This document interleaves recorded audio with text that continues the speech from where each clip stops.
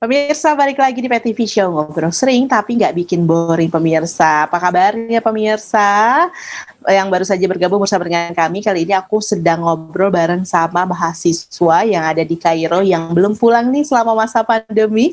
Kalau pandemi kita rasakan sudah hampir mau 1 tahun, berarti hampir 1 tahun itu pula dia nggak pulang ke Indonesia. Membosankan nggak sih ya berada di luar negeri seorang diri gitu ya, tapi yang pasti sih enggak sih, aku yakin, karena bareng sama teman-teman yang lainnya juga gitu kan. Oke, tapi kita mau tahu nih pemirsa nih, bagaimana kemudian seorang Yogi bisa sampai di Kairo, Mesir? Apakah ini adalah satu cita-citanya yang memang ingin dicapai sejak lama, atau bagaimana kisahnya? Langsung aja yuk kita dengarkan. Silakan Yogi. Dari awal mula di Indonesia gitu kayak, memang sebenarnya nggak nyangka juga bisa kuliah di Mesir ini gitu, karena memang saingannya lumayan cukup banyak dari Indonesia yang bikin susah untuk pergi ke Mesir. Tapi ternyata setelah dijalanin dan nggak nyangka juga, nama saya memang udah masuk ke Universitas Al-Azhar itu sendiri gitu loh. Bahkan sampai kayak bilang, kok bisa sih gitu loh masuk ke sini, padahal saingannya lumayan susah gitu loh. Bahkan dulu saya masih ngajar di Sumatera, di daerah Medan. Baik. Setelah lulus dari Pondok Pesantren Latansa, Banten, SMA itu saya masih belum terfikirkan untuk kuliah kemana dan saya mau lanjut kemana gitu. Sampai akhirnya saya lebih memilih ngajar dulu gitu loh, mengabdi di Pondok Pesantren Medan. Sampai setelah di sana ada kakak kelas yang ngajakin, gimana kalau kuliah di Mesir aja. Ya udah, akhirnya saya pulang pergi dari Medan ke Jakarta. Di Jakarta latihan bahasa Amiyah, kemudian latihan soal-soal yang mau diujikan untuk ke Mesir nanti. Sampai pulang pergi Medan Jakarta.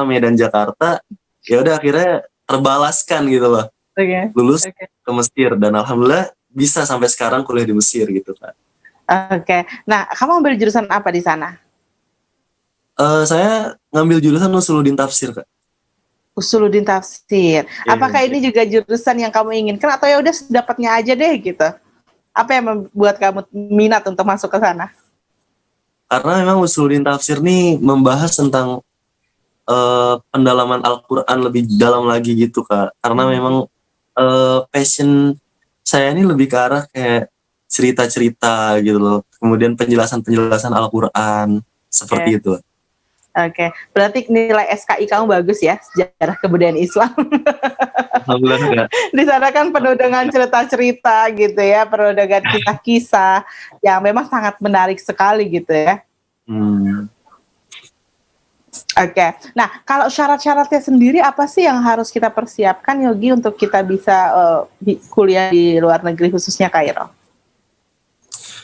Sebenarnya bagi santriwan atau santriwati yang mana dia lulusan pesantren ya, itu menurut saya udah makanan setiap hari-hari gitu loh untuk persyaratan pergi ke Mesir. Kayak contohnya hafalan Al-Quran 3 juz itu kan maksud saya udah biasa banget di pesantren gitu loh. Kayak nahwu, sorof, kemudian insya, itu udah sarapan sehari-hari kita gitu loh. Ya kurang lebih persyaratannya seperti itu aja, Kak. Nggak jauh-jauh dari hafalan Quran, kemudian nahwu, sorof, sama insya, kemudian juga pengetahuan-pengetahuan tentang keislaman yang lainnya, sejarah-sejarah Islam, gitu aja sih. Itu aja. Tapi kalau misalkan kamu bisa mengulang lagi, artinya supaya tetap aja kan, kalau ya namanya para calon pelajar tuh kayak tetap aja susah deh yang kayak gitu.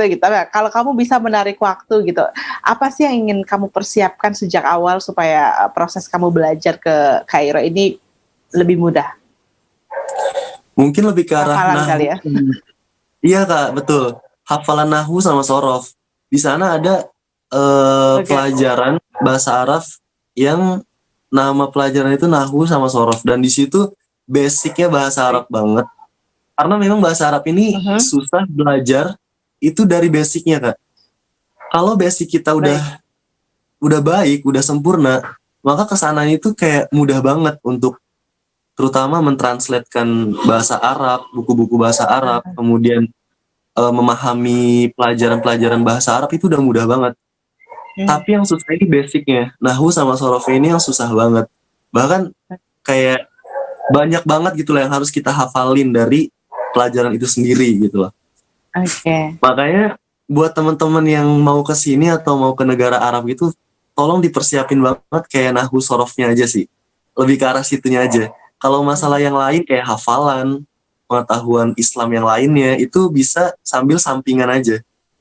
Oke. Mungkin menurut saya kayak gitu sih. Oke. Lebih ke Bisa arah dipelajari nahwu. barengan gitu ya. Nahwu Iya, dan bisa dipelajari. sorof. Tapi emang itu adalah dua hal yang cukup sulit gitu ya. Kita Iya, ngerasain betul. pernah di pesantren juga belajar nahwu sorof itu kayak karena bedanya tipis-tipis banget gitu kan. Ini untuk para anak pesantren yang menyaksikan program ini pasti tahu banget nih kesulitan dari Iya, nahwu dan betul. sorof. Apalagi kalau baru yang gampang-gampang lah ya, itu Iya, mungkin masih betul. bisa. Sudah semakin vocabulary-nya semakin banyak gitu ya. Saya pikir itu makin susah lagi nih untuk nahwu sarafnya. Apalagi yang kita sebagai lulusan pesantren modern gitu ya Kak, yang nahwunya bahasa kasarnya kita ngebahas nahwul wadih yang udah ada bukunya tersendiri dari nahwu 1, 2, 3, 4 sampai 6. Itu menurut saya masih kurang cukup banget karena kalau dibandingkan dengan pondok-pondok salafi, mereka udah ngebahas kayak alfiyah, jurumiyah, nah kayak gitu. Makanya Dan itu dibutuhkan saat kuliah, nah itu ya. iya dibutuhkan banget untuk kayak misalnya kita membuat syair. Nah, membuat syair itu penting banget kayak nahwu sama sorofnya. Sama kosakata lainnya insya Allah itu benar-benar dibutuhin banget di sini. Oke. Gitu. Nah, kalau misalnya kayak kuliah di negara-negara lain itu kan ada yang namanya prakuliah ya, artinya kayak belajar bahasa dulu. Nah, kalau untuk di Mesir sendiri gimana? Gimana Kak? Kalau misalnya di negara-negara lain kan ada kayak kita ke negara tersebut dulu, kita datang misalnya ke negara Eropa saja, terus kemudian kita ada kayak persiapan, jadi kursus bahasa dulu gitu ya, kuliah bahasa, belajar bahasa doang gitu. Nah kalau di Mesir seperti apa prosesnya? Di Mesir sama juga Kak, seperti itu. Waktu zaman saya kesini itu kita ngadain pelatihan bahasa Mesir. Karena nanti dosennya di sini masuk kelas itu dia ngejelasinnya pakai bahasa Amiyah Mesir. Kalau kita iya, karena kalau kita nggak paham bahasa Amiyah Mesir, kita nggak bisa memahami apa yang diucapin sama dosennya sendiri gitu loh. Karena yang kita pelajari bahasa Arab di pesantren atau di Indonesia itu biasanya kita pelajari bahasa yang baku atau bahasa fushah namanya. Ya, di sini karena kita gabung sama orang Mesir, jadi dijelasinnya kadang dosennya pun pakai bahasa Amiyah campuran gitu. Cuman kadang pakai bahasa fushah juga gitu loh. Dan di bukunya juga kita harus benar-benar memahami banget antara fushah sama Amiyah. Kita nggak bisa ngandelin Amiyah aja dan kita nggak bisa ngandelin fushahnya aja gitu kan. Oke. Jadi benar-benar harus bisa menguasai dua bahasa itu ya. Apa sih yang paling, coba boleh kasih contoh dong bahasa fushahnya seperti apa, bahasa amiyahnya seperti apa misalnya? Iya, kayak misalkan gini, kamu gimana kabarnya? Itu kan di Indonesia kita biasa bilang kaifa haluka, bagaimana kabar kamu? Atau kaifa haluka di sini bagaimana keadaan kamu gitu kan? Cuman kalau di sini kita biasa menggunakan ezai. Ezai di sini artinya bagaimana. Kemudian ditambahin dengan domir kamu, ezaiyak. Kamu bagaimana? Seperti itu kan. Iya benar, beda banget berarti ya. Ini kalau baru datang nggak bakal ngerti sih. Jadi harus benar-benar dipelajari. Ada apa lagi? Coba satu lagi. Kayak misalkan saya mau berbicara gitu. Bahasa fushahnya mungkin ana sa'atakallamu ya kan. Cuman kalau seandainya di sini biasa bilang baulake. Karena di sini sebenarnya kalimatnya sama aja. Tapi yang membedakan karena kita jarang mendengarkan kalimat ini, tapi yang asal kalimat di sini tetap sama Kak.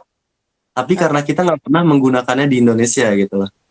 Oke, kayaknya ini bisa jadi masukan kurikulum, tambahan kurikulum nih ya bagi para pesantren gitu ya, khususnya pesantren atau, yang ada pelajaran bahasa Arab ditambahin juga nih bahasa-bahasa semacam ini gitu ya, Iya, supaya ya betul, Kak. setidaknya terbiasa, yang dipelajari mungkin masih Mhm, dengan bahasa fusha tadi atau bahasa baku, tapi diperkenalkan juga. Jadi supaya kita benar-benar nggak, tabu banget gitu ya dengan bahasa-bahasa percakapan lah ya, bisa dikatakan seperti itu, atau bahasa lokal di sana.